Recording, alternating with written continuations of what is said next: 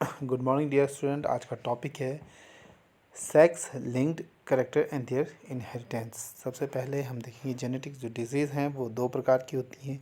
एक वो डिजीज़ हैं जो सोमेटिक सेल्स में या सोमेटिक जो क्रोमोसोम हैं उनमें ट्रांसमिटेड होती हैं, और दूसरी जो क्रोमोसोम है, जो सेक्स क्रोमोसोम है यानी कि एक्स और वाई, उनमें जो पीढ़ी दर पीढ़ी चलती हैं तो उन्हें बोलते हैं एक्स लिंक्ड डिजीज़ या sex linked disease. Sorry, sex-linked disease are passed down through families through one of the X or Y chromosome, और X and Y chromosomes are sex chromosomes।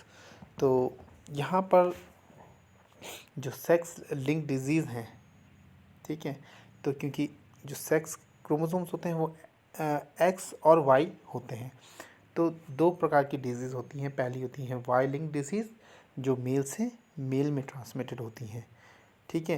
तो ये सिंपल है, ये मेल से mail में जाएगी। जैसे कान का जो बाहर का जो पिन्ना जिसको बोलते हैं, कान का जो बाह्य कर्ण है वो मोटा होना, उस पर बालों का होना, ये केवल मेल्स में ही होता है और फीमेल्स में ऐसा नहीं होता। तो इस टाइप की जो डिजीज़ हैं वो कहलाती है वाई लिंक डिजीज़। पर आज का जो टॉपिक है वो है एक्स लिंक्ड डिजीज़, जो मेल और फीमेल दोनों में ही पाया जाता है। तो सबसे पहले हम एक्स लिंक्ड डिजीज़ के बारे में बात करेंगे कि एक्स लिंक्ड डिजीज़ है क्या, ठीक है।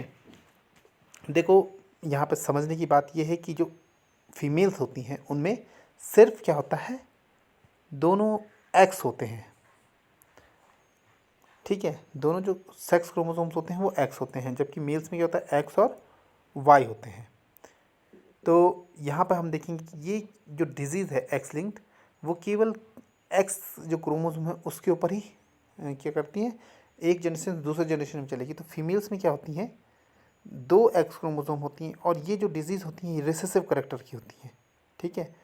तो फीमेल्स में दो एक्स क्रोमोसोम है, अगर ये डिजीज़ का जो क्रोमोसोम अगर फीमेल्स में है एक है तो केवल वो उस बीमारी की वाहक होगी या कैरियर होगी, जबकि मेल्स में सिर्फ एक ही क्रोमोसोम होता है, या तो वो बीमारी उसमें होगी या तो नहीं होगी। इस टाइप की बहुत सी बीमारियां हैं, आज हम पढ़ेंगे। इसमें से एक बीमारी के बारे में, वो है हीमोफीलिया, ठीक है।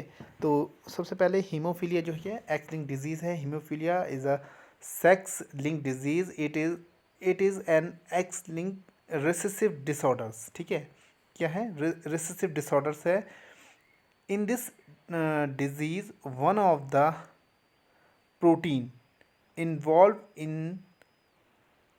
uh, in in the coagulation of blood is absent due to the different chromosomes, ठीक है। तो यहाँ पे क्या होता है, जो कोगुलेशन ब्लड में होता है उसमें एक जो प्रोटीन होती है वो एब्सेंस होती है।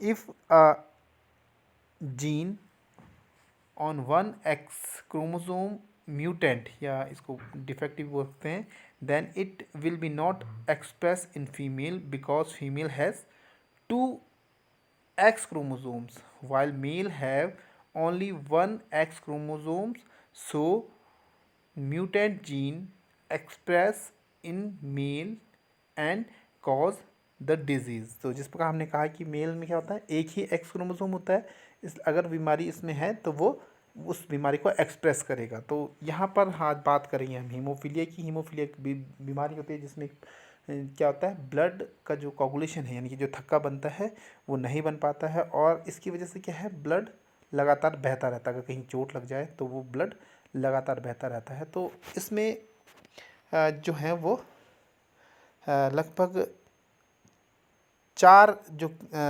केस हैं वो हमने स्टडी किए हैं। पहला जो केस है इसमें वो है ये पहला केस है haemophilic male and normal female. यदि हीमोफिलिक पुरुष का विवाह किसी सामान्य स्त्री से हो जाए, या बोल सकते हैं when haemophilic male marry with normal female, तो जो उनकी जो वंशावली है उसमें किस प्रकार से जो जीन है वो अपने को एक्सप्रेस करेगा, ये देखेंगे। तो यहाँ पर जो मैंने हीमोफिलिक जो मेल है उसके ऊपर एक एच जो है उसको शो किया है यहाँ पे। तो ये क्या है, हीमोफिलिक मेल हो गया, और ये क्या है, नॉर्मल फीमेल हो गई। तो नॉर्मल फीमेल के जो क्रोमोसोम्स हैं वो XX और मेल में क्या होता है X और Y होते हैं। तो ये गैमेट फॉर्मेशन हो गया, ये गैमेट फॉर्मेशन हो गया यहाँ पर। तो गैमेट फॉर्मेशन में क्या होगा, जो गैमेट्स हैं वो अलग अलग होते हैं। और नेक्स्ट जनरेशन में देखेंगे, इसको बनाने का तरीका देख लेंगे कि किस प्रकार से बनाया। पहली 2 लाइन यहाँ पे और यहाँ से 2 लाइन इस टाइप से खींचनी है और फिर ऐसे में। तो यहाँ पे हम देखेंगे तो यहाँ पे देखिए, ये जो X है एक यहाँ से आएगा और एक X यहाँ से आएगा। तो इसमें एक X इफेक्टेड है, तो इसका मतलब ये फीमेल कैसी है, कैरियर है। ठीक है, यहाँ पे भी एक X जो इफेक्टेड है और दूसरा X नॉर्मल है। तो ये दोनों क्या है, जो एक जीन, अगर फीमेल्स में 2 जीन होते हैं, एक जीन इफेक्टेड है तो उन्हें बोलते हैं कैरियर या वाहक स्त्री। और दोनों जो सन्स हैं वो कैसे हैं, नॉर्मल हैं। एक Y यहाँ से और X यहाँ से, सेम हियर X यहाँ से, और देखेंगे एक बार, एक X यहाँ से आएगा और Y यहाँ से, और इसमें एक X यहाँ से और दूसरा Y यहाँ से। तो ये जो हैं, ये दोनों जो मेल हैं वो कैसे होंगे, नॉर्मल। तो रिजल्ट में क्या लिखेंगे, all daughters are carrier for haemophilic disease while all sons are normal. तो यहाँ पर ये केस फर्स्ट था, इसकी स्टडी हमने करी। अब हमें क्या मिला यहाँ पे देखिए, कैरियर फीमेल मिली है। अब ये जो कैरियर फीमेल है इसका विवाह किसी सामान्य पुरुष के साथ करेंगे, तो केस सेकंड आएगा। केस सेकंड है, if a carrier female marry with normal male, या किसी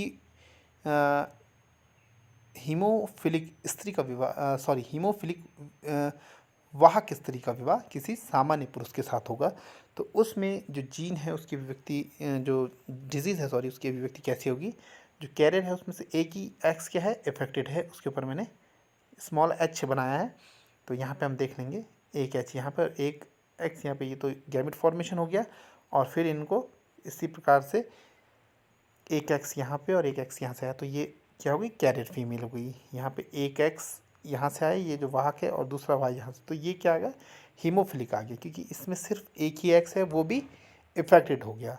बाकी नेक्स्ट में हम देखेंगे तो यहाँ पर दोनों X नॉर्मल है और यहाँ पे XY नॉर्मल है, तो ये नॉर्मल सन और नॉर्मल डॉटर होंगे। तो हम रिजल्ट में लिख सकते हैं, तो डॉटर देखिए, डॉटर्स कहाँ पे, एक डॉटर ये है और एक डॉटर ये है।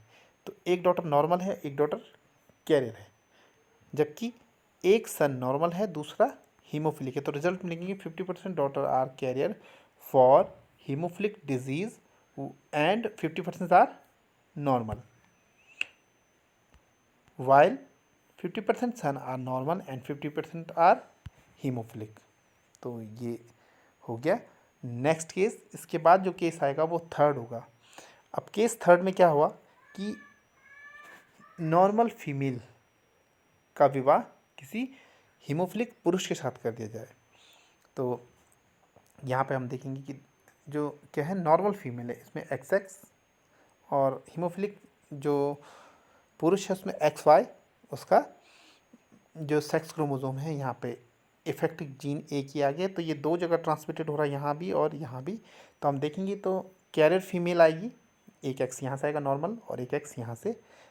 और दोनों जो क्योंकि जो पुरुष होता है, ठीक है, तो पुरुष में एक X होता है और एक Y होता है। तो लड़के में Y जाएगा और लड़की में X जाएगा। तो इसलिए दोनों जो डॉटर्स हैं वो कैरियर होंगी और दोनों सन नॉर्मल होंगे, अगर पुरुष हीमोफिलिक है तो।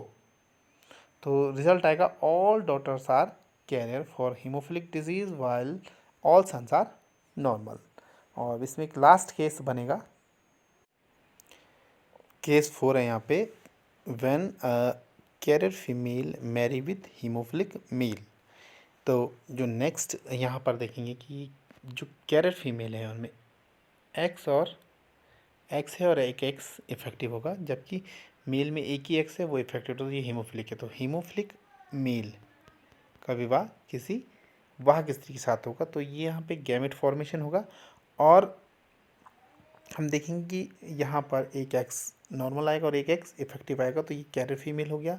यहाँ पे एक्स और एक एक्स नॉर्मल, एक वाई नॉर्मल है, तो ये नॉर्मल सन हो गया। और यहाँ पर दोनों एक्स इफेक्टेड हो गए, तो ये हीमोफिलिक है। और यहाँ पे मेल्स में एक एक्स है वो इफेक्टेड है, दूसरा वाई है, तो ये हीमोफिलिक है, मेल होगा। तो रिजल्ट आएगा 50% daughters are haemophilic and 50% are carrier for haemophilic disease, while 50% son are haemophilic and 50% are normal.